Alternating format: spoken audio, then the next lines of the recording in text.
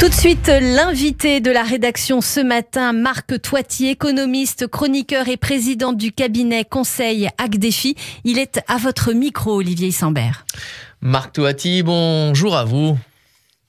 Bonjour Olivier, bonjour à toutes et à tous. Je rappelle le titre de votre dernier ouvrage, ça s'appelle Reset. Marc Toiti, Bruno Le Maire a dit récemment: nous allons provoquer l'effondrement de l'économie russe. Cette semaine, les sanctions occidentales sont fortement tombées sur l'économie russe. Quelles vont être pour nous les conséquences, notamment sur les prix des matières premières ? Alors là, vous l'avez dit, il y a énormément de conséquences qui ont déjà commencé, c'est-à-dire que effectivement les prix des matières premières explosent. Alors bien sûr, le pétrole, on atteint $115 le baril, c'est une augmentation incroyable. Je rappelle que en 2020, on était à $19 le baril. Là, on est à 115, $100 de plus. Donc c'est un choc pétrolier, bien entendu, qui va se traduire par une augmentation des prix à la pompe très rapidement. Et parallèlement, les prix du gaz également ont explosé de plus de 3000% depuis 2020, enfin des chiffres complètement fous. Et puis également le blé. Le blé qui a lui aussi atteint des sommets depuis 2008. Donc ça, c'est très dangereux parce que c'est les biens alimentaires, bien entendu. Donc, c'est-à-dire ça concerne évidemment le pouvoir d'achat des ménages en France, mais également dans le monde. Et ce qui est complètement fou, c'est que ça, le grand public ne le sait pas forcément, c'est que malgré les sanctions, eh bien pour l'instant, la Russie continue d'exporter son pétrole, continue d'exporter ses matières premières. Donc, ce qui veut dire que le plus grand bénéficiaire aujourd'hui de la hausse des cours du pétrole ou du blé, etc., ça reste quand même malgré tout la Russie. Donc c'est ça qui est assez incroyable. Comment vous expliquez ce paradoxe ? Comment vous expliquez ce paradoxe ? C'est très simple, c'est qu'en fait, par exemple, quand on a imposé effectivement, on a retiré certaines banques du système SWIFT. Vous savez, le système SWIFT, c'est un système donc bancaire qui assure les paiements à l'international entre les différentes entreprises au travers des banques. Et là, évidemment, donc on a supprimé 70% des banques russes, mais les 30% qui restent, ce sont celles justement qui commercent le pétrole et le gaz. Donc, ce qui veut dire que finalement, la Russie continue d'exporter. Il n'y a pas un blocus aujourd'hui sur la Russie, parce que c'est triste à dire, mais on a besoin de ce pétrole. Aujourd'hui, la Russie, c'est le deuxième exportateur mondial de pétrole, le premier exportateur mondial de gaz.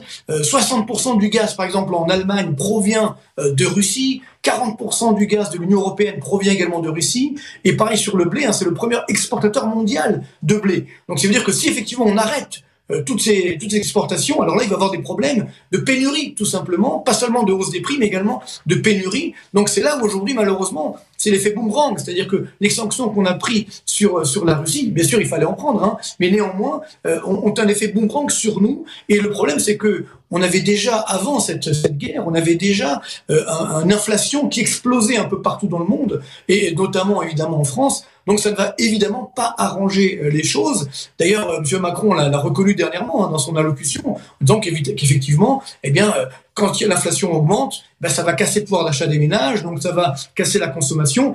Et encore chez nous en France, ça devrait plus ou moins tenir. Mais imaginez des pays émergents pour qui effectivement les cours du blé sont extrêmement importants. On se souvient par exemple que ce qu'on appelait les printemps arabes ont commencé avec la flambée des cours du blé. Donc aujourd'hui, faire très attention parce que cette flambée des cours des matières premières, notamment des biens alimentaires, peut avoir des conséquences sur le quotidien des citoyens. Et donc ça comporte des risques sociaux, des risques de stabilité sociétale également. Parce que là, c'est très dangereux. Il peut y avoir des émeutes ou autres, peut-être pas forcément en France, espérons-le, mais dans des pays notamment émergents. Donc c'est tout le problème, c'est que cette crise génère des effets quasiment immédiats, et puis surtout, il ne faut pas l'oublier, on vient à peine de terminer 2 ans de pandémie. Donc 2 ans pendant lesquels on a été plus ou moins bloqué, il y a une récession mondiale, on a fait des aides énormes, pléthoriques évidemment. Et là, c'est notre problème, c'est que malheureusement, comme on a utilisé toutes nos cartouches pendant cette pandémie, que ce soit la dépense publique, la dette publique qui a explosé notamment en France, la planche à billets également qui a explosé en Europe. Donc ça veut dire qu'aujourd'hui, face à cette nouvelle crise, on a malheureusement plus de cartouches pour l'affronter. Donc c'est ça qui est complètement douloureux, et c'est ce qui veut dire qu'il faut vraiment que cette guerre se termine le plus rapidement possible, sinon évidemment on aura des conséquences durables sur notre économie, sur notre emploi, sur notre épargne. Ça, c'est extrêmement dangereux. Marc Toiti, Emmanuel Macron a confirmé cette semaine le plan de résilience, donc autrement dit un plan pour aider les entreprises, pour aider les ménages en difficulté. Est-ce que vous en savez un peu plus sur ce type de plan ? Est-ce que ça va être une répétition du plan anti-Covid ? Le problème, encore une fois, c'est que c'est un fameux quoi qu'il en coûte ukrainien, entre guillemets. C'est-à-dire que le problème, c'est que justement, on a énormément dépensé pendant cette crise. Juste quelques chiffres, hein. Pendant la pandémie, la dette publique française a augmenté de 500 milliards d'euros. C'est des sommes complètement folles. La planche à billets, ça veut dire les achats de dettes par la Banque Centrale Européenne. Imagine le chiffre. 4 000 milliards d'euros. Donc, c'est des sommes complètement folles. Et donc, c'est ça le problème. C'est qu'on a trop, et je l'ai d'ailleurs dit à plusieurs reprises à Bruno Le Maire, qu'on dépensait trop pendant cette pandémie. De toute façon, on ne pouvait pas consommer. Donc, ça a généré une hausse de l'épargne. Et donc, aujourd'hui, toutes ces dépenses qu'on a faites, on ne peut plus les faire de nouveau aujourd'hui. Donc, c'est là la difficulté. Et puis, surtout, il y a un élément très important. C'est que quand on a commencé, quand la pandémie est arrivée, il n'y avait pas d'inflation. Il y a même de la déflation. Donc, les banques centrales pouvaient baisser les taux d'intérêt et faire la planche à billets. Aujourd'hui, il y a de l'inflation. Les taux d'intérêt sont déjà à 0%. On a déjà fait la planche à billets. Donc, qu'est-ce qu'on va faire demain ? La dette publique est à 120% du PIB. Vous voyez, par exemple, c'est le paradoxe. En Russie, la dette publique n'est que à 20% du PIB. Vous voyez, donc, nous, on est à 120%. Donc, c'est le drame. C'est-à-dire que potentiellement, les Russes ont plus de marge de manœuvre que nous pour affronter cette crise. Donc, encore une fois, c'est le problème, c'est que pendant la pandémie, je dis pas qu'il fallait pas aider, bien sûr, mais en tout cas, en Russie, il n'y a pas eu du tout d'aide. Vous voyez, donc, c'est ça tout le problème, c'est que nous, on a tellement aidé, sur certains côtés, tant mieux, mais le problème, c'est que maintenant, on n'a pas les moyens d'affronter cette crise. Donc, c'est pourquoi, encore une fois, je reviens, bien entendu, alors évidemment, on espère qu'il n'y aura pas de troisième guerre mondiale, sinon, évidemment, tout ça, ça sera le cadet de nos soucis. Hein. Donc, on reste dans un schéma normal, où globalement, on va s'arrêter rapidement, mais il faut vraiment s'arrêter rapidement, parce que plus effectivement cette flambée des cours du pétrole dure, plus la flambée des cours des matières premières dure, plus ça va avoir des conséquences durables sur notre économie. Et encore une fois, on est très fragile parce que là, évidemment, on se gargarise, on dit on a une très forte croissance, etc. Elle est un peu truquée cette croissance. Je vous rappelle que le PIB français a fait moins 8%. Donc une baisse de moins 8, une chute énorme en 2020. On a fait plus 7 en 2021. Il y a encore 1,6% de baisse du PIB par rapport à 2019. Donc, ce qui veut dire qu'on n'a toujours pas retrouvé le PIB de 2019, mais néanmoins, on n'a plus de cartouches pour relancer la machine. On est très fragilisé. Donc, c'est pourquoi, évidemment, le plan de soutien, tant mieux, etc. Mais avec quels moyens ? Et puis, point très important, pendant cette pandémie, malgré la hausse de la dette publique, les taux d'intérêt ont baissé.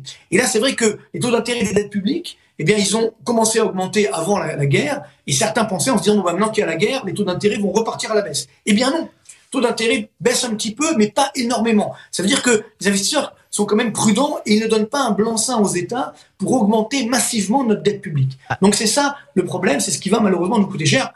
Je ne parle pas des entreprises qui sont en Russie. Hein. Vous savez qu'aujourd'hui, il y a 500 entreprises françaises implantées en Russie. 35 sur les 40 du CAC 40 sont en Russie. On embauche 160 000 personnes. La France est le premier embaucheur en Russie. Tous les grands groupes français, évidemment, sont là-bas. On exporte en Russie 6,5 milliards d'euros, nous les Français. Donc, c'est pas rien. Et donc, bien entendu, si on arrête les liens, alors là, il y a des conséquences concrètes sur nos entreprises, sur notre économie. Marc Touati, c'est passionnant ce que vous nous dites. J'ai une toute dernière question. On a 2 minutes pour conclure avec vous ce matin. Justement, face à cette poursuite de la hausse des prix et qui s'annonce malheureusement fulgurante, on l'a bien compris à travers votre intervention ce matin. Qu'est-ce qu'elle va faire, cette fameuse BCE, la Banque Centrale Européenne ? Est-ce qu'elle va remonter justement les taux pour freiner l'inflation ou au contraire les garder bas pour soutenir cette économie de la zone euro ? Alors ça, c'est effectivement la question essentielle, c'est-à-dire c'est le drame. Hein. On vit ce qu'on appelle en économie une stagflation. Ça veut dire une inflation élevée et une stagnation économique. Ça, c'est très dangereux parce que si effectivement la BCE, normalement, elle a un objectif de lutter contre l'inflation. Donc, comme l'inflation est énorme, et je vous donne quelques chiffres, hein, on est à 5,8% d'inflation aujourd'hui dans la zone euro, un plus haut historique, on n'a jamais vu ça. Et les prix à la production, ça veut dire l'indicateur avancé de l'inflation de demain, sont à plus 30%. Et ça, c'était avant la guerre en Ukraine. Donc, imaginons ce qui va se passer. Donc, là, normalement, évidemment, la Banque Centrale Européenne devrait remonter les taux d'intérêt, ne serait-ce pour calmer le jeu. Mais elle peut pas, parce que si elle augmente les taux d'intérêt, ça va davantage casser la croissance. Donc c'est un piège incroyable, mais j'ai envie de dire, la BCE s'y est mise elle-même. Parce que l'erreur qu'a faite la BCE, mais comme la Réserve fédérale américaine, c'est qu'il y a 1 an, lorsque par exemple moi-même, sur votre antenne notamment, j'annonçais que l'inflation allait augmenter, et je suis pas devin, on voyait que l'inflation était en train d'augmenter parce qu'on avait trop effectivement de demandes par rapport à l'offre. la Banque centrale européenne, la Réserve fédérale américaine ont dit non, il n'y a pas d'inflation, c'est transitoire. Elles ont fait un déni de réalité. Donc, elles n'ont pas réagi. Et maintenant, elles sont prises à leur propre piège. Maintenant que l'inflation devient hors de contrôle, eh bien, elles ne peuvent pas réagir. Et c'est ça qui est très dangereux parce que ça nuit à la crédibilité de la Banque centrale. Donc, ça depuis les 80, où à l'époque, justement, on a eu une situation difficile. Mais bon, la bonne nouvelle, on l'espère, c'est que ce conflit va vite rapidement s'arrêter et qu'à ce moment-là, les prix des matières premières vont repartir à la baisse et l'inflation repartira effectivement à la baisse. Donc, il faut juste que ça ne dure pas trop longtemps. Sinon, alors là, évidemment, ça sera hors de contrôle. C'est ce qu'on espère sous tous, que ça se termine au plus vite. Merci à vous, Marc Touati. Je rappelle que vous êtes économiste, président du cabinet ACDFI. Votre dernier ouvrage, Reset, c'est paru aux éditions Bouquelis. Radio J, le 6-9, Laurence Kahn.